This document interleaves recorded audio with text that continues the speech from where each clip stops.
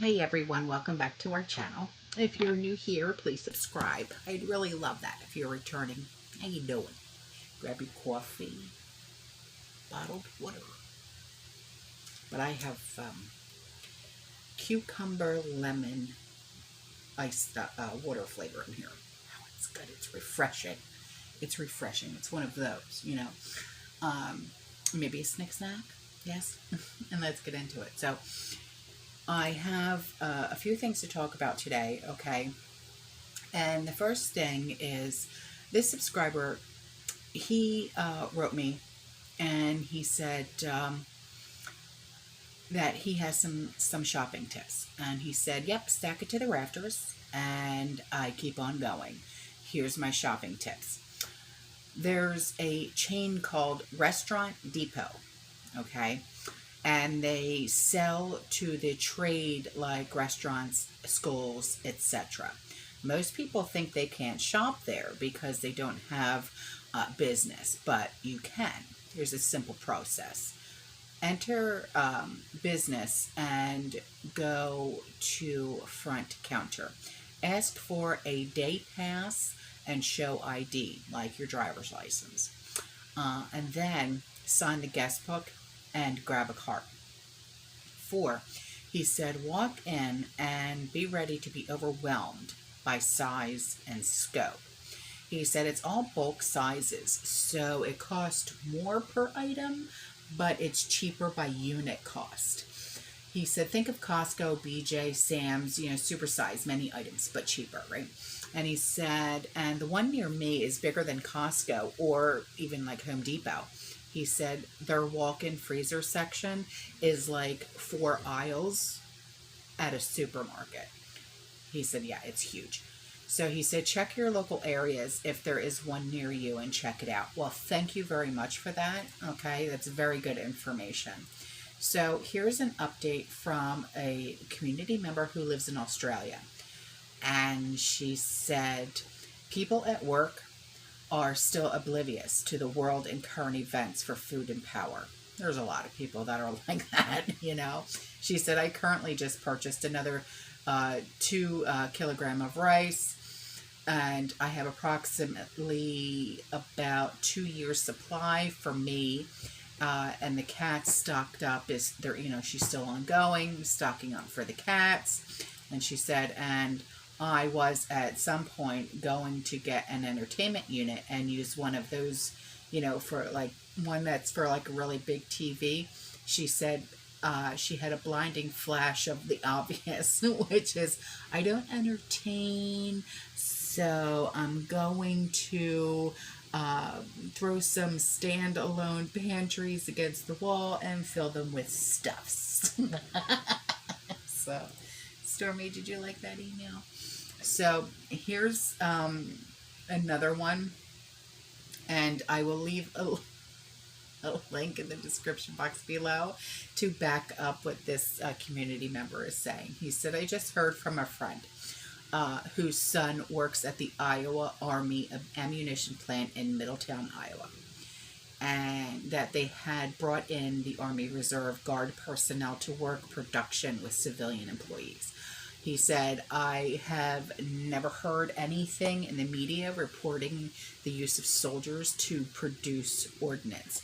I asked about their production, Stormy, and I was told that it was heavy and they were behind. The Iowa Army ammunition plant is hiring, and the facility is operated by American Ordnance LLC.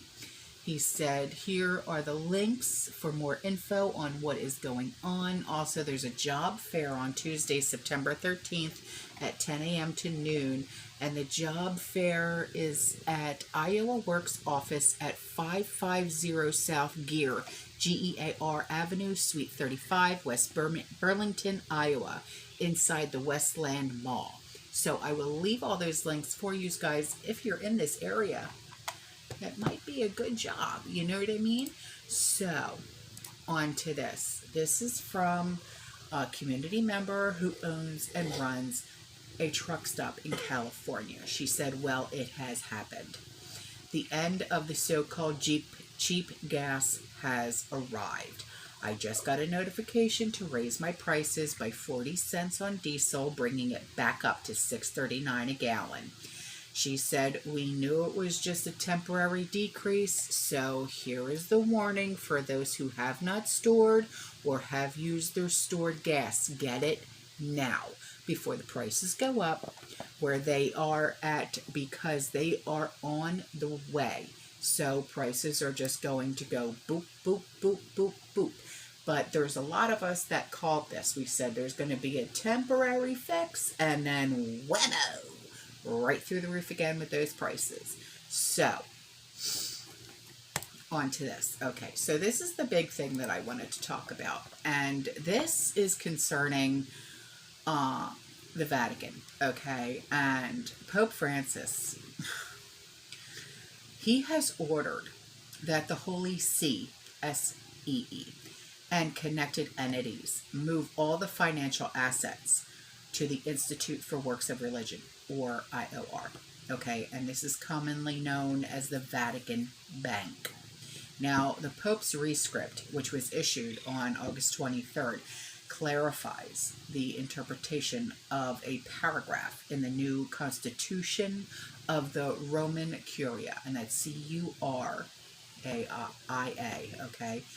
And this was promulgated in March. Now, according to Francis' rescript, financial and liquid assets held in banks other than, really buggy, other than the IOR must be moved to the Vatican Bank within 30 days of September 1st of 2022.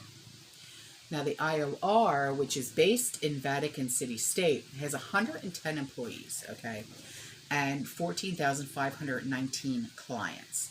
Now, as of 2021, it looked after 5.2 billion euros, or $5.6 billion of client assets, okay? So, though the commonly called bank, the IOR is technically a financial institute with no branches, working within Vatican City State to provide service to clients, which include the Holy See and connected entities, religious orders, clergy, Catholic institutions, and Holy See employees. Now, the IOR saw its numbers of clients decline by 472, from 14,991 clients at the end of 2020 to 14,519 in 2021.